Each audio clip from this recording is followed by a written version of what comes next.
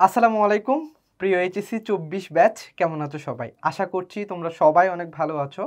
So তোমাদের অনেকের মনে প্রশ্ন জগন্নাথ বিশ্ববিদ্যালয়ের কোয়েশ্চেন প্যাটার্ন কীরকম হবে, কোন কোন সাবজেক্ট থেকে তোমাদের প্রশ্ন আসবে এবং ওভারঅল কীভাবে একটা ভালো প্রিপারেশন নেওয়া যেতে পারে আর কি।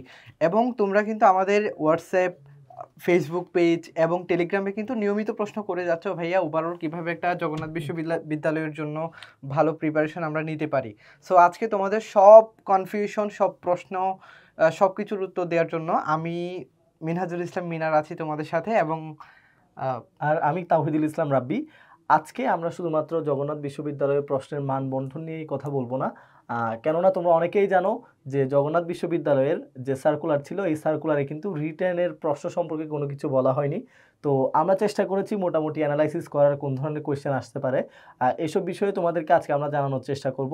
পাশাপাশি আমরা আজকে চেষ্টা করব তোমাদের একটি পূর্ণাঙ্গ গাইডলাইন দেওয়ার, যেটি ফলো করার মাধ্যমে তোমরা তোমাদের জগন্নাথ বিশ্ববিদ্যালয়ের জন্য একটি পূর্ণাঙ্গ প্রস্তুতি নিতে পারবে। শুরুতেই আমরা এই বছর 2024-25 শিক্ষাবর্ষে জগন্নাথ বিশ্ববিদ্যালয় কর্তৃক যে সার্কুলারটি প্রকাশিত হয়েছে সেই সার্কুলারটি নিয়ে আলোচনা করব।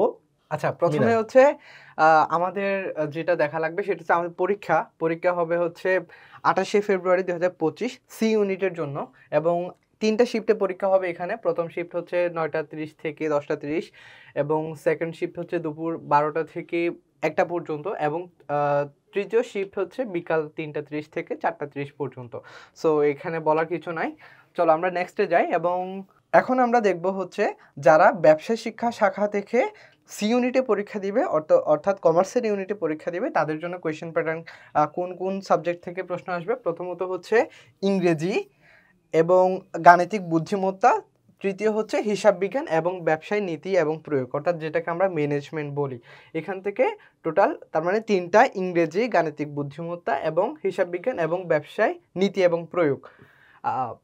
আর যারা তোমরা অন্যান্য শাখা থেকে পরীক্ষা দিবে, অর্থাৎ যারা মাদ্রাসা ব্যাকগ্রাউন্ড, সায়েন্সের কিংবা আর্টসের শিক্ষার্থীরা আছো, তাদের জন্য জগন্নাথ বিশ্ববিদ্যালয় সি ইউনিটে পরীক্ষা হবে সর্বমোট 3টি বিষয়ে। প্রথম হলো ইংরেজি, তারপর গাণিতিক বুদ্ধিমত্তা এবং সর্বশেষ সাধারণ জ্ঞান।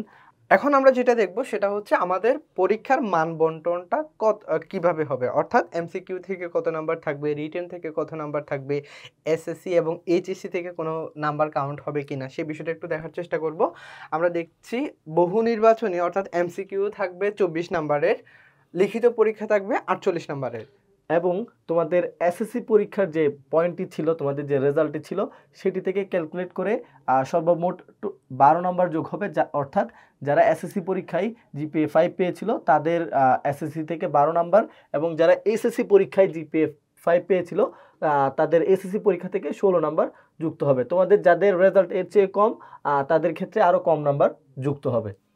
ওকে, তাহলে আমরা টোটাল কত পাচ্ছি? আমরা পাচ্ছি হলো এখানে 24 এবং 48 মিলে হয় হচ্ছে 72 নাম্বার এবং এখানে আছে হচ্ছে 28 নাম্বার, টোটাল 100 নাম্বার।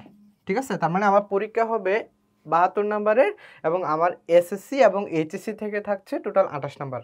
তোমরা এখানে দেখতে পাচ্ছ যে জগন্নাথ বিশ্ববিদ্যালয়ে আমাদের এমসিকিউ থেকে আসবে 24 নাম্বার এবং রিটেন থেকে আসবে 48 নাম্বার। এই 48 নাম্বার কিংবা এই 24 নাম্বারগুলো কোন সাবজেক্ট থেকে কত করে আসবে এই সম্পর্কে কোনো স্পষ্ট কিছু কিন্তু ওই সার্কুলারে বলা ছিল না।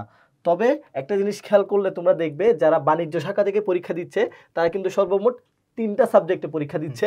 এখানে হিসাব বিজ্ঞান এবং ব্যবসায়ের নীতি ও প্রয়োগ এই 2টা সাবজেক্ট মার্চ করে একটা সাবজেক্ট হিসেবে পরীক্ষা নেওয়া হচ্ছে। সো 3টা সাবজেক্ট থেকে যদি 24 নম্বরের এমসিকিউ আসে, আমরা ধরে নিতে পারি ওভারঅল প্রতি সাবজেক্ট থেকে 8টা করে এমসিকিউ আসতে পারে। এবার কথা হলো যারা অবাণিজ্য শাখা থেকে আছো, অর্থাৎ যারা মাদ্রাসা ব্যাকগ্রাউন্ড কিংবা আর্টস বা সায়েন্সের শিক্ষার্থীরা, তাদের জন্য সিমিলার প্যাটার্ন, প্রতি সাবজেক্টের জন্য 8টি করে কোয়েশ্চেন থাকতে পারে। এটি একটি সম্ভাব্য ইনফরমেশন। এরপরে তোমাদের সবার যে বিষয় নিয়ে অনেক বেশি কনফিউশন সেটি হলো রিটেন। এখন রিটেনের ক্ষেত্রে যেহেতু জগন্নাথ বিশ্ববিদ্যালয়ের সার্কুলারে কোনো কিছুই উল্লেখ ছিল না। আমরা স্পেসিফিক্যালি বলতে পারবো না যে এখানে রিটেনের জন্য কি প্যারাগ্রাফ আসবে, কারেকশন আসবে না, আমাদের সিইউনিটে যেরকম এক কথায় প্রশ্নের উত্তর আসে সেরকম কিছু আসবে স্পেসিফিক্যালি বলা যায় না। আমরা আমাদের দুইজনের জাজমেন্ট এবং অ্যানালাইসিসের উপর ভিত্তি করে তোমাদের কিছু পরামর্শ দিব, তোমরা সেগুলো ফলো করলে ইনশাল্লাহ আশা করছি আমাদের এই 2-1টা পরামর্শ থেকেই তোমাদের রিটেনের কোয়েশ্চেন প্যাটার্নটি মিলে যাবে। আচ্ছা, এখন হচ্ছে আমরা দেখব যে ইংরেজির জন্য আমরা জানি হচ্ছে এমসিকিউতে টোটাল 8 নাম্বার, ঠিক আছে? গাণিতিক বুদ্ধিমত্তা থেকে 8 নাম্বার এবং হিসাব বিজ্ঞান এবং ব্যবসায় নীতি এবং প্রয়োগ থেকে হচ্ছে 8 নাম্বার।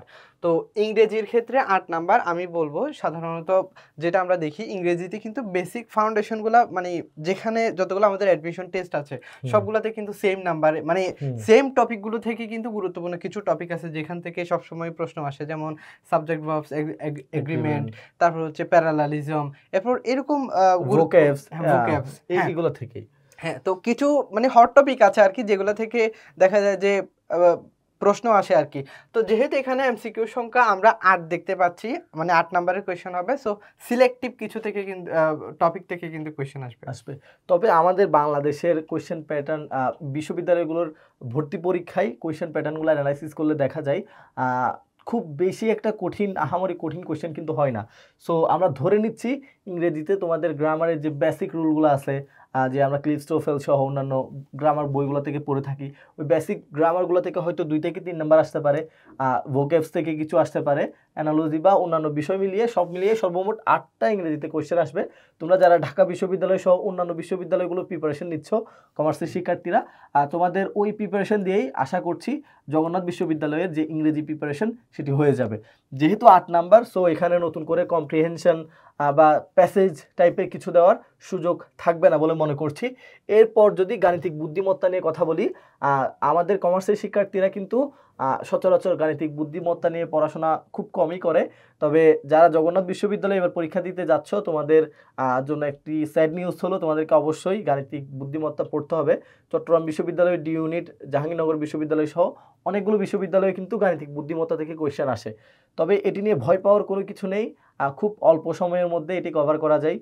এখানে কোন ধরনের কোয়েশ্চেন আসতে পারে, ধরো আমাদের সময় রিলেটেড বেশ অনেকগুলো প্রবলেম, যে ঘড়িতে 9টা 15 বাজে তাহলে কত ডিগ্রি কোণ হবে, তারপর পাজল রিলেটেড কিছু দিতে পারে, সম্পর্কের ভিত্তির উপর দিতে পারে, অনেক সময় দিক নির্ণয় করতে বলে যে একজন ব্যক্তি ডান দিকে মুখ দিয়ে হাঁটা শুরু করলো, তার পেছনে ছিল পশ্চিম দিক, এভাবে নানাভাবে ঘুরিয়ে পেঁচিয়ে দেখা যায় আমাদের কোয়েশ্চেন করতে দেখা যায়। সো গাণিতিক বুদ্ধিমত্তা নিয়ে তোমাদের খুব বেশি প্রেশার হবে বলে মনে করছি না। হিসাব বিজ্ঞান, ব্যবসায়ের নীতি আমরা ঢাকা বিশ্ববিদ্যালয়ের জন্য যে প্রিপারেশনটা নিয়ে থাকি এর বাইরে খুব বেশি পড়ার দরকার হবে না বলে মনে করছি।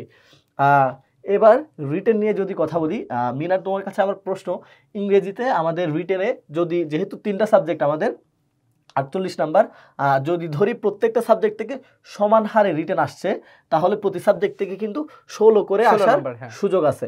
তাহলে ইংরেজিতে যদি আমাদের 16 নাম্বারের কোয়েশ্চেন হয়, তাহলে ইংরেজিতে কোন কোন টপিকগুলো আসতে পারে, এখানে কি প্যারাগ্রাফ আসতে পারে কিনা, বা আমাদের ঢাকা বিশ্ববিদ্যালয়ে যেরকম আমাদের কারেকশন দেয় বা ট্রান্সলেশন দেয় এগুলো আসতে পারে কিনা?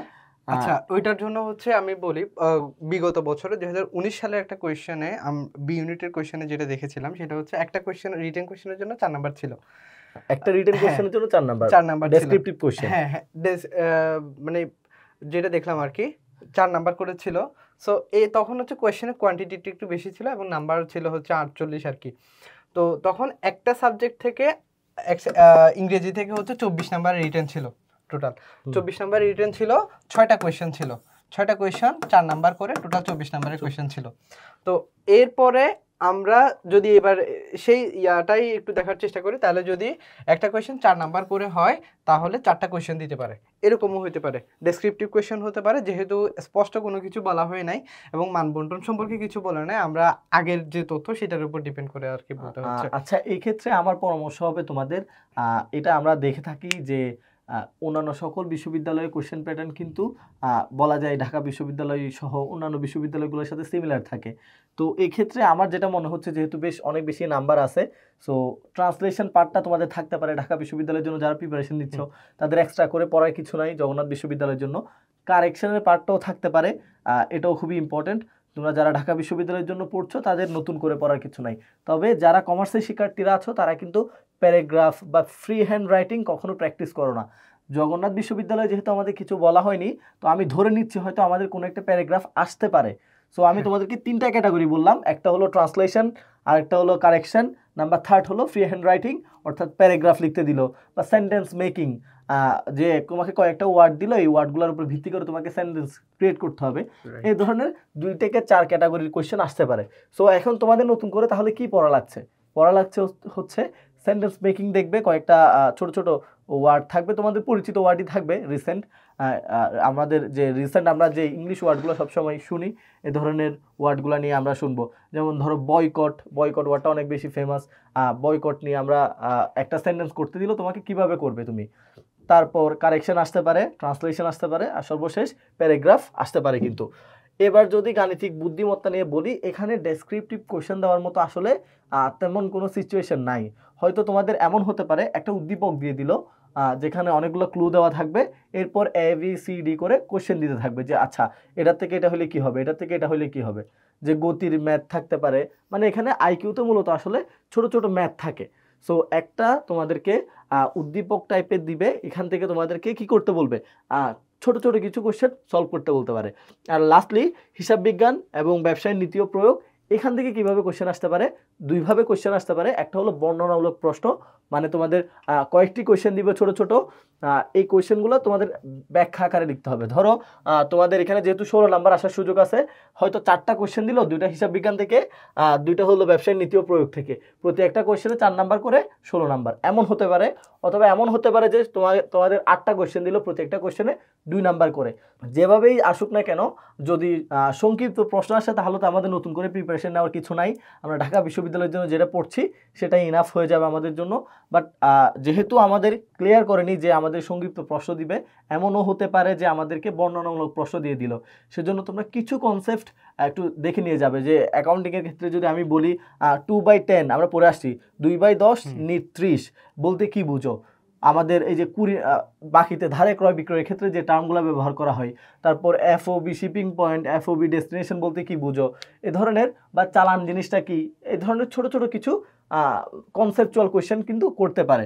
সো এভাবে যদি তোমরা তোমাদের রিটেনের প্রিপারেশন নাও, ইনশাল্লাহ রিটেনে যেখান থেকেই প্রশ্ন আসুক না কেন তোমরা কিন্তু ভালো আনসার করতে পারবে। আচ্ছা, আমরা তো অনেক কিছু দেখলাম, প্রশ্ন প্যাটার্ন কিরকম হবে, কত মার্কস, কোন সাবজেক্ট থেকে কত মার্কের কোয়েশ্চেন আসবে, এটা কিন্তু সবগুলো দেখলাম। সো তোমরা যারা স্বপ্ন দেখছো জগন্নাথ বিশ্ববিদ্যালয়ে পড়ার জন্য, তো তোমাদের জন্য বিজনেস টাইটান কিভাবে হেল্প করবে সেটা আমরা তোমাদের তৌহিদ ভাইয়ের কাছ থেকে জানবো। আচ্ছা, তোমাদের যদি আমরা সাবজেক্টিভ কথাবার্তা বলি, ইংলিশের জন্য তোমরা যারা আমাদের পেইড ব্যাচের শিক্ষার্থীরা আছো তাদেরকে কিন্তু আমাদের ইংলিশের লেকচার শিট থেকে শুরু করে যত রকমের ক্লাস দেওয়া দরকার সব রকমের ক্লাস দেওয়া হয়েছে। পাশাপাশি যারা আমাদের স্টুডেন্ট না তাদের জন্য, সবার জন্য আমরা ফ্রিতে একটি বেসিক ইংলিশ কোর্স দিয়েছি। সো গ্রামার সংক্রান্ত যত ঝামেলা সব কিন্তু ওই বেসিক ইংলিশ কোর্স দিয়েই হয়ে যাবে তোমাদের। আর একটু ভোক্যাবুলারি প্র্যাকটিস করবা, তাহলে ইনশাল্লাহ তোমাদের ইংলিশের জন্য একটা পারফেক্ট প্রিপারেশন হয়ে যাবে। গাণিতিক বুদ্ধিমত্তার জন্য আমরা চেষ্টা করছি বিজনেস টাইটান থেকে তোমাদের পরীক্ষার আগে বেশ কয়েকটি ক্লাস দিয়ে যাতে তোমাদের প্রিপারেশনটা 100তে 100 করে দেওয়া যায়, সেজন্য আমরা কাজ করছি। ইনশাল্লাহ খুব শীঘ্রই আমরা ক্লাস দেওয়ার চেষ্টা করছি। তারপর সর্বশেষ হিসাব বিজ্ঞান এবং ব্যবসায়ের নীতি ও প্রয়োগ, এগুলো নিয়ে আমাদের বিজনেস টাইটান থেকে তোমাদের যে শিটগুলো প্রোভাইড করা হয়েছে, আমরা নিঃসন্দেহে বলতে পারি খুবই তথ্যবহুল শিট। এগুলো থেকে পড়লে আসলে তোমাদের যে রকম কোয়েশ্চেন প্যাটার্নে যেভাবে কোয়েশ্চেন করুক না কেন ইনশাল্লাহ তোমরা আনসার করতে পারবে। তারপরেও তোমাদের যাতে কোনো অসুবিধা না হয় সেজন্য আমরা খুব শীঘ্রই হয়তো কিছু দিনের মধ্যেই আমাদের বেসিক অ্যাকাউন্টিং এবং বেসিক ম্যানেজমেন্ট কোর্স লঞ্চ করতে যাচ্ছি সবার জন্য একদম ফ্রিতে। আর যারা রিটেনকে অনেক বেশি ভয় পাচ্ছ, যারা আমাদের র্যাপিড রিটেন কোর্সে ছিল, আমাদের তরফ থেকে অনেকগুলো রিটেনের মেটেরিয়ালস দেওয়া হয়েছে। ওই র্যাপিড রিটেন কোর্সের যে সাজেশন শিটগুলো ছিল সেগুলো ফলো করলে এবং আমাদের লেকচার শিটগুলো ফলো করলে তোমাদের জগন্নাথ বিশ্ববিদ্যালয়ের সি ইউনিটে ভর্তি হওয়ার যে স্বপ্ন ইনশাল্লাহ অনেকাংশেই সহজ হয়ে যাবে। আচ্ছা, আশা করছি তোমরা সবাই তোমাদের যত ধরনের প্রশ্ন ছিল সেই প্রশ্নের আনসার পেয়ে গিয়েছো, এবং তোমাদের যদি ফার্দার কোনো কোয়েশ্চেন থাকে, আরও বেশি জানার কিছু থাকে, তোমরা আমাদেরকে কমেন্ট সেকশনে জানিয়ে দাও। তোমাদের সাথে তোমাদের সবার স্বপ্ন পূরণ হোক, এবং আজকের এই পর্যন্ত বিদায় নিচ্ছি। আসসালামু আলাইকুম। আসসালামু আলাইকুম রহমতুল্লাহ।